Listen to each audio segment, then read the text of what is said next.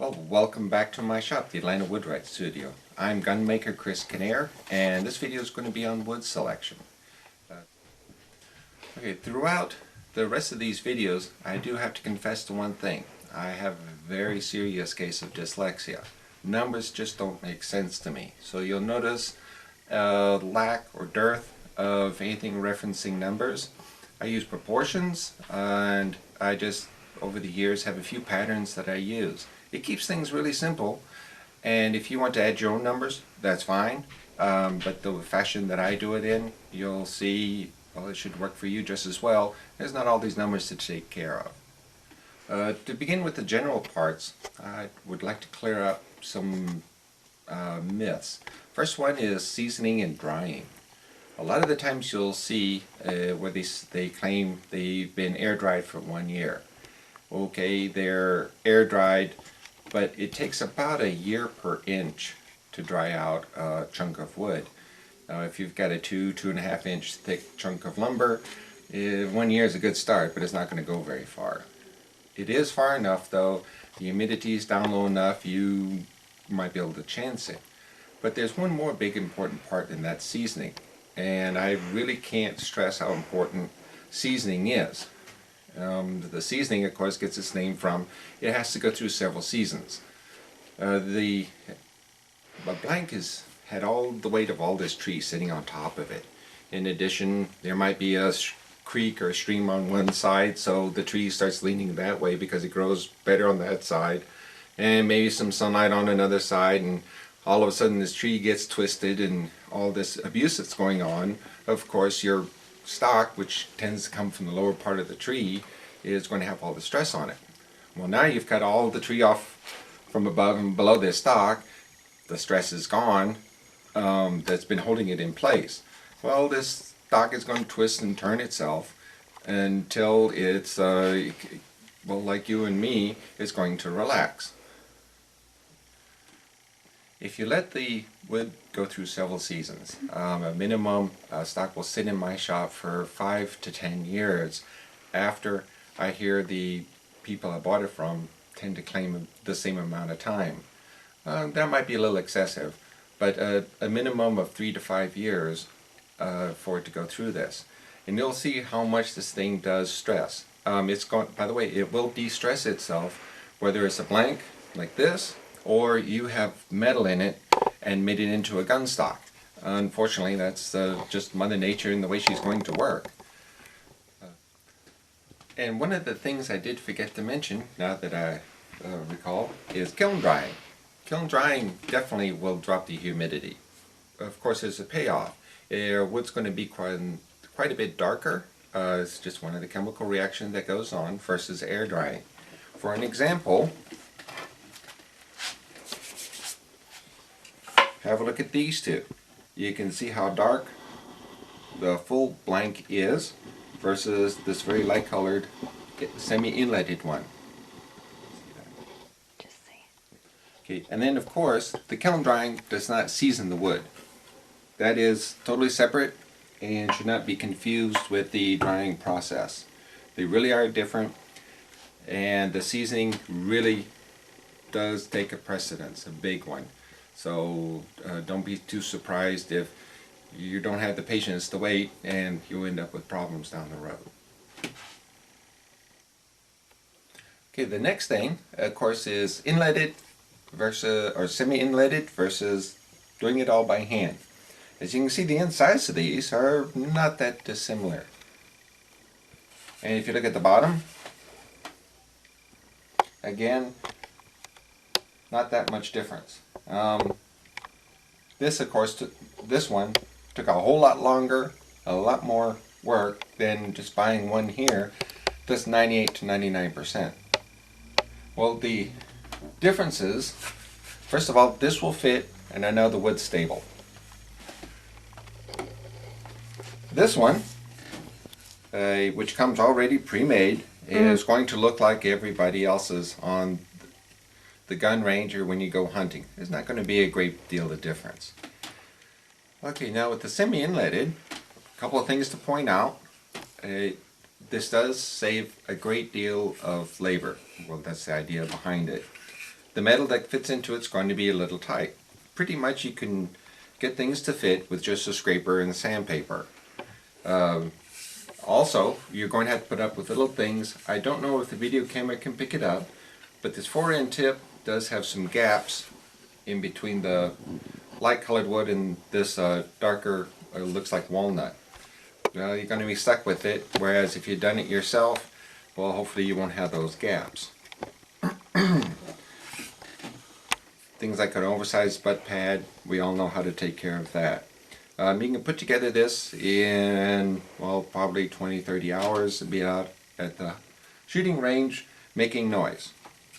Something like this, 120 hours plus to get that one going. This won't quite fit as well as some of these, and your accuracy when it comes to the bedding and the inlaying, of course, well, you get what you pay for. This is a couple $100. These are going to cost considerably more. One of the advantages, I do see that they're starting to include it and they're trying to sneak it by you. If you can see it, there's two little bumps right here. Those two bumps actually put pressure upon a thin hunting barrel. And I'll get into this a little bit more later on concerning accuracy.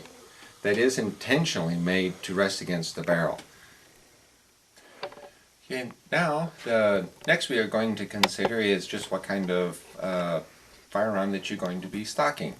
It generally breaks down to about 4 different sections. One is black powder, which is the full length long one. A 2-piece for shotguns, your lever actions, things like that. A full stock, which is the customary modern one, something called a Mannlicher. I'm not sure how you pronounce it, but I use Mannlicher. That's the one where you have a cover that actually covers the barrel. Again, with the Mannlichers, you do have to take very careful work on making sure the wood does not press against the barrel, especially with that top cover. If it touches the barrel, you'll have problems down the road. So if you can't hit the broadside of a barn from the inside, that's the first place I would look. For the moment, I'm going to ignore the caliber. That has a big difference, of course, in the selection of species. I'll cover that in just a couple of moments. One of the things to figure out what the size of the stock we're going to, with the size of the wood, is the way the stock is set up. So I'm going to cover some very elementary gun fitting. There's the modern firearms, and then of course there's the old-fashioned black powder. With black powder, there's actually 2 different ways of shooting it. You do have the conventional, where you put it against your shoulder, held out in front, pull the trigger, and everything goes normal. Well, our clever forefathers came up with another way. Because of these very heavy barrels,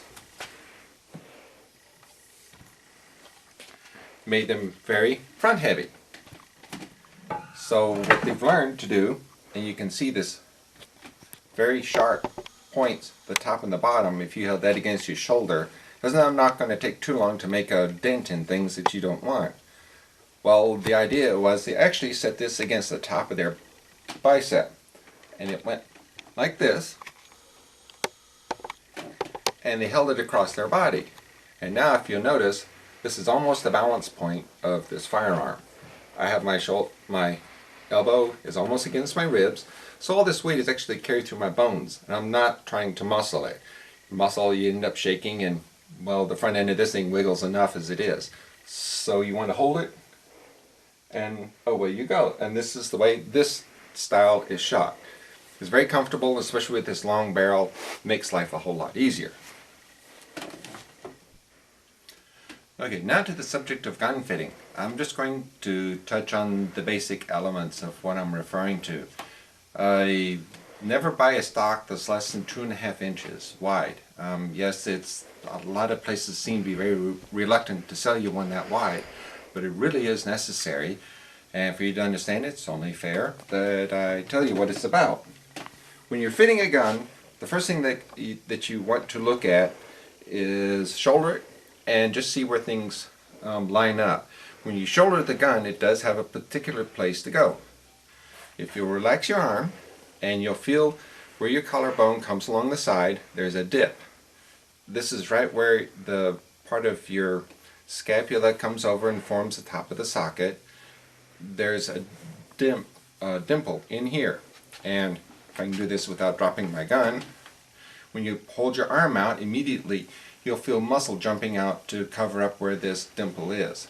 So be aware of it, and what you want to do is put the top of your butt plate right where this dimple is and follow this muscle. And if you notice, it's not straight up and down. So that means we will have, instead of the typical butt plate like this, you'll have it tilted just a little bit. Okay, Okay? Okay, so you go from this slightly, this is the cast off. What I was talking about is actually off-centered. I'll get to that in a moment. What I want to do is talk about the not straight up and down. That's still out. There's only about 1/4 of an inch difference between the two. And that's pretty much the angle you have on the inside of your shoulder. So now you know where to put it. The next thing is, where does your cheek and your hand go? Grasp it, hold it down here, and you might have to get somebody to measure from your nose to your thumb. If you're under 6 feet, it should be in the neighborhood of 1.5 to 2 inches. If you're over 6 feet, you can go to 2.5 inches. I'm 6'1", so I'm kind of on the cusp. Another thing you'll notice, when I hold it up here, is my hand does not touch the cone. That's really, really important. If this did press against the cone, it would twist the rifle to the side. Then I have to muscle it back to vertical again. Since you're muscling, you can't repeat it. That means every time you pull the trigger, things are going to be a little different. That's one of the things about gun fitting we're trying to get away from. Okay, for the next one, of course, is drop. This depends on what kind of sight you're using. This is a long tang sight. You can have scope or iron sights. That will make a little bit of a difference in how this goes up and down. Look at the way your factory stock is set up at the moment and go from there. You know, all you will be doing is just adjusting this top along here if you use a scope or iron sights. You just play with it as you're going along. I'll get into some more refinement on that at a later date. The last thing I want to discuss, of course, is the length of pull.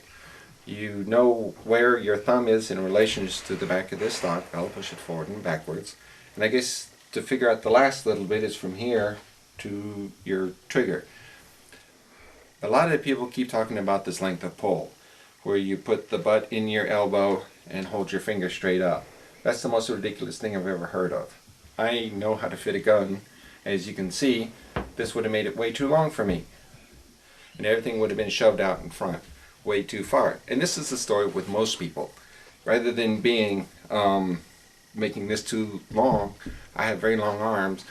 For most people, it would be way too short. A recent shotgun I've gotten into the shop would have put it almost 2 inches too short. So keep all this in mind, and again, as we're going on, I'll fill in some more of the details. Just something to be aware of.